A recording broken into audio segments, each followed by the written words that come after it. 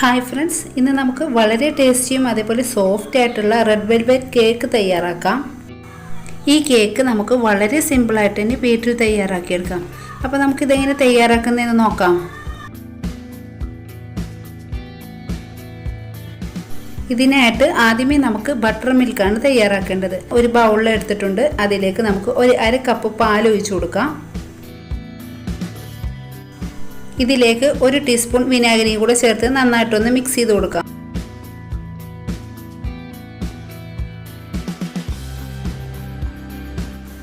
ഇനി ഇതൊരു സൈഡിലോട്ട് മാറ്റി വെക്കാം. ഇനി കേക്കിന് ആവശ്യമായിട്ടുള്ള ഡ്രൈ ഇൻഗ്രീഡിയൻസ് എല്ലാം ഒന്ന് അരിച്ചെടുക്കാം. ആദ്യമേ നമുക്ക് ഒരു കപ്പ് മൈദ ഇട്ട് കൊടുക്കാം. ഇനി ഇതിലേക്ക് ഒരു ടീസ്പൂൺ കൊക്കോ പൗഡർ ചേർത്ത് കൊടുക്കാം. ഇതിനോടൊപ്പം തന്നെ ഒരു ടീസ്പൂൺ ബേക്കിംഗ് പൗഡറും അര ടീസ്പൂൺ ബേക്കിംഗ് സോഡയും ഒരു പിഞ്ച് ഉപ്പും കൂടെ ചേർത്ത് നന്നായിട്ടൊന്ന് അരച്ചെടുക്കാം.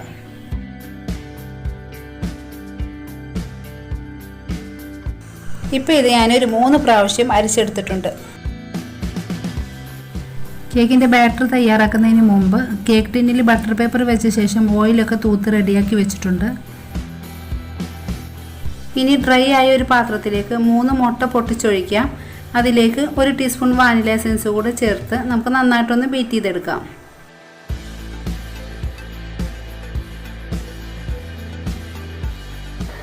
ഇനി ഇതിലേക്ക് ഒരു കപ്പ് പഞ്ചസാര പൊടിച്ചത് കുറേശ്ശായിട്ട് ഇട്ട് നമുക്കൊന്ന് ബീറ്റ് ചെയ്തെടുക്കാം.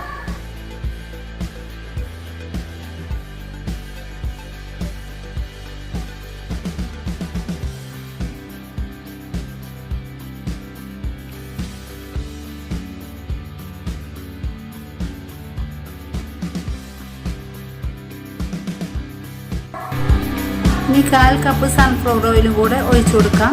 അതിനുശേഷം നമ്മൾ നേരത്തെ തയ്യാറാക്കി വെച്ച ബട്ടർ മിൽക്കും കൂടെ ഒഴിച്ചു കൊടുക്കാം. ഇനി കേക്കിന് ആവശ്യമായിട്ടുള്ള കളർ ആഡ് ചെയ്ത് കൊടുക്കാം. അപ്പോൾ ഞാൻ ഒരു ടീസ്പൂൺ റെഡ് കളറാണ് ആഡ് ചെയ്ത് കൊടുക്കുന്നത്. ഇനി ഇതെല്ലാം കൂടെ ചേർത്ത് നന്നായിട്ട് ഒന്നും കൂടെ ബീറ്റ് ചെയ്തെടുക്കാം.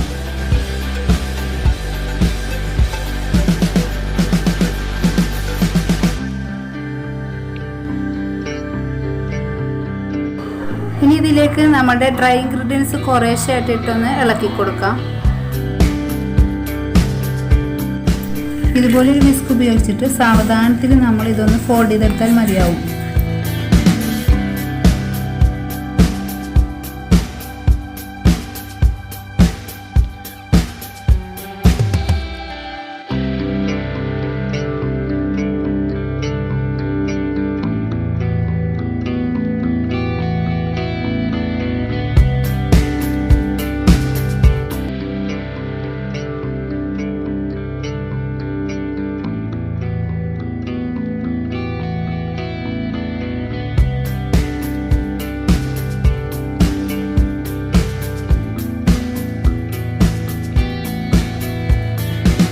ഇപ്പം നമ്മുടെ കേക്ക് ബാറ്റർ ഇവിടെ റെഡി ആയിട്ടുണ്ട്. ഇനി നമുക്ക് ബേക്ക് ചെയ്യേണ്ട കേക്ക് ടിന്നിലേക്ക് ഒഴിച്ചു കൊടുക്കാം.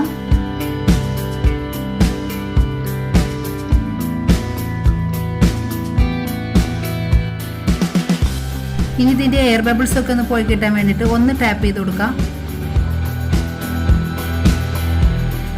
ബേക്ക് ചെയ്യേണ്ട പാത്രം ഞാൻ 5 മിനിറ്റ് മുമ്പ് പ്രീഹീറ്റ് ചെയ്യാൻ വെച്ചിട്ടുണ്ടായിരുന്നു. ഇതിലേക്ക് നമുക്ക് കേക്ക് ടിന്ന് ഇറക്കി വെച്ച ശേഷം മൂടി വെക്കാം. മീഡിയം ഫ്ലെയിമിലാണ് ഇട്ടിട്ടുള്ളത്. 45 മിനിറ്റ് നമുക്ക് വെയിറ്റ് ചെയ്യാം. 45 മിനിറ്റിന് ശേഷം നമ്മുടെ കേക്ക് ഇവിടെ റെഡി ആയിട്ടുണ്ട്. ഇനി നമുക്ക് ഫ്ലെയിം ഓഫ് ചെയ്യാം. കേക്ക് ചൂടാറിയ ശേഷം നമുക്കൊരു പ്ലേറ്റിലോട്ട് മാറ്റാം.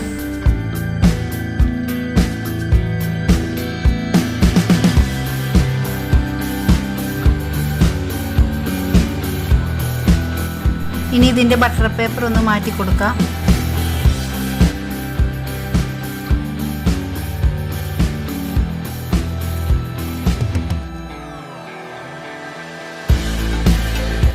ഇനി കേക്ക് ഐസിങ് ചെയ്യാനായിട്ട് നമുക്ക് 3 ലെയറായിട്ട് കട്ട് ചെയ്തെടുക്കാം.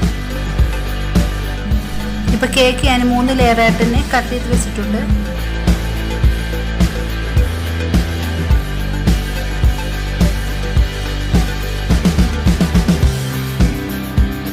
ഇനി നമുക്ക് ക്രീം ഒന്ന് വിപ്പ് ചെയ്തെടുക്കാം. ക്രീം വിപ്പ് ചെയ്യുന്നതിനായിട്ട് ഞാൻ ബൗളും ഹുക്സും ഒക്കെ ഫ്രീസറിൽ വെച്ച് നന്നായിട്ട് തണുപ്പിച്ചെടുത്തിട്ടുണ്ട്.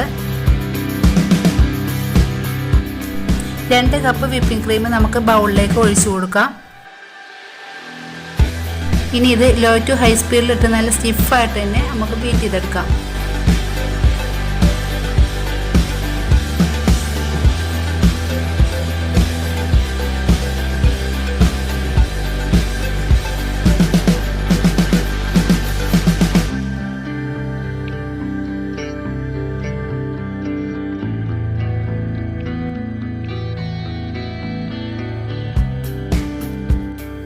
ഇപ്പോൾ ക്രീം ഇവിടെ നല്ല സ്റ്റിഫായിട്ട് തന്നെ കിട്ടിയിട്ടുണ്ട്. ഇനി നമുക്കിതൊരു പൈപ്പിംഗ് ബാഗിലോട്ട് ഒഴിച്ചു കൊടുക്കാം.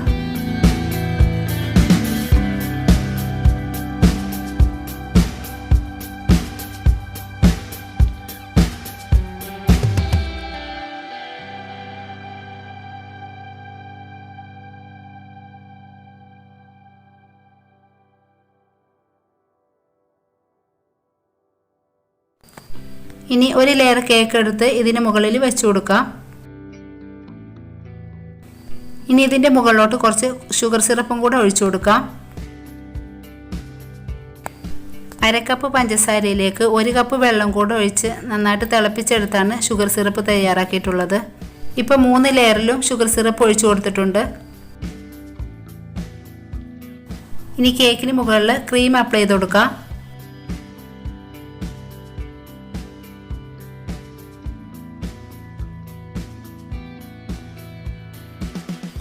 ഒരു കത്തി വെച്ചിട്ട് ഞാനിതൊന്ന് സ്പ്രെഡ് ചെയ്ത് കൊടുത്തിട്ടുണ്ട്. ഇനി ഇതിൻ്റെ മുകളിൽ രണ്ടാമത്തെ ലെയർ നമുക്ക് വെച്ച് കൊടുക്കാം.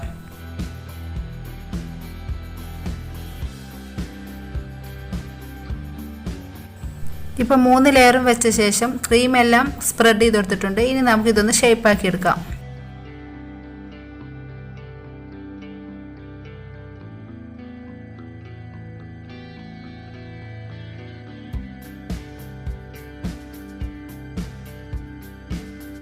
ഒരു കഷ്ണം കേക്ക് മിക്സിയിൽ ഒന്ന് പൊടിച്ചെടുത്തതാണ്. അത് ഇതിൻ്റെ സൈഡിലൊന്ന് നമുക്ക് അപ്ലൈ ചെയ്ത് കൊടുക്കാം.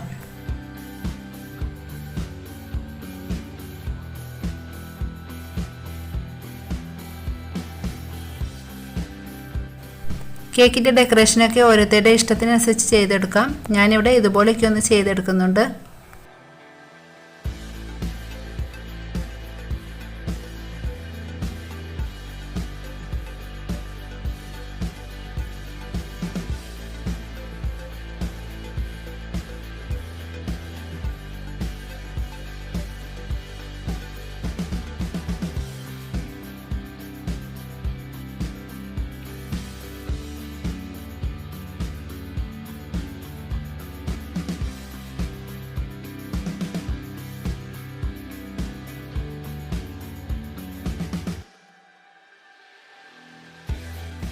ഇപ്പം നമ്മുടെ കേക്ക് ഇവിടെ റെഡി ആയിട്ടുണ്ട്.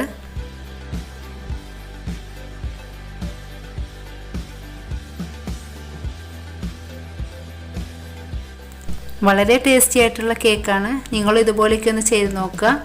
Thanks for watching.